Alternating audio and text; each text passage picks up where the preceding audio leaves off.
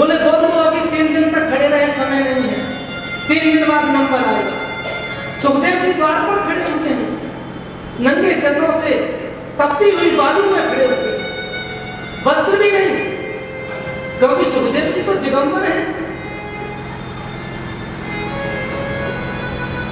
तपती हुई बालू में 3 दिन खड़े रहे।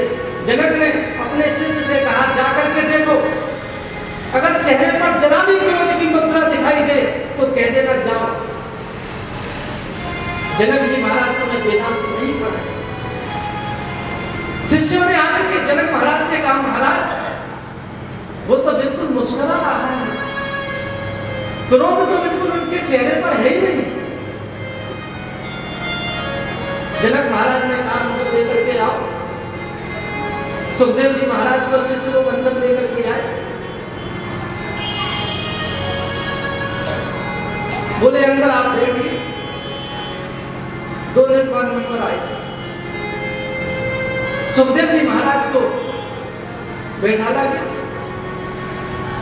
चमर पर बैठाला गया, जो झूला होता है चमर पर बैठा। 2-4 अप्सराएं आई, कुछ जलपान लेकर के आई और कुछ अप्सराएं तो सुखदेव जी के बगल से पास में बैठे शरीर का स्पर्श करते, कुछ जलपान कराने के लिए जल लाई। लेकिन सुखदेव के मन में काम का, सुखदेव तो जानते ही नहीं थे स्त्री क्या और पुरुष क्या।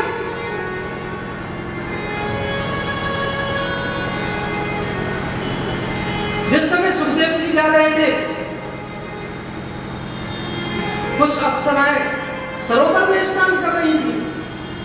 सुखदेव नग्नावस्था, लेकिन सुखदेव को देख करके उन स्त्रियों में जो जल में स्नान कर रही थी, उन्होंने वस्त्रों को नहीं पहना, लेकिन पीछे से व्यास पुत्र पुत्र कहते चल रहे थे। उनको देख करके अप्सराओं ने आकर के वस्त्रों को पहन लिया और बोले, बाबा हमें क्षमा करना, हमने आपको देखा नहीं।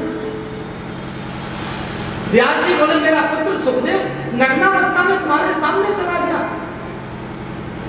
तुमने संकोच नहीं किया, और मुझे देख करके, मुझ बुढ़े को देख करके तुमने संकोच किया।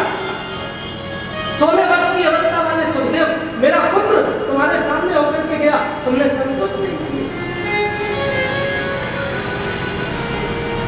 तो उन स्त्रियों ने जवाब दिया, महाराज आपका पुत्र तो स्त्री पुरुष के भेद भी नहीं जानता कि स्त्री क्या और पुरुष क्या, वो तो वीतराग संत है। तो सुखदेव जी स्त्री और पुरुष की नहीं जानते थे, स्त्री के लक्षण क्या होते हैं और पुरुष के लक्षण क्या होते हैं। तो अप्सराएं पास में आकर के शरीर स्पर्श करके बैठ गई, लेकिन उस सुखदेव के मन में काम का प्रवेश नहीं होता। शिष्यों ने जाकर के कह दिया, महाराज वहां बिल्कुल कोई फर्क नहीं है। तो जनक महाराज जिनकी वेदांत की पाठशालाएं चलती हैं, हजारों विद्यार्थी अध्ययन करते हैं, वो जनक सुखदेव के चरणों में जाकर के लेट गया। महाराज ने आपको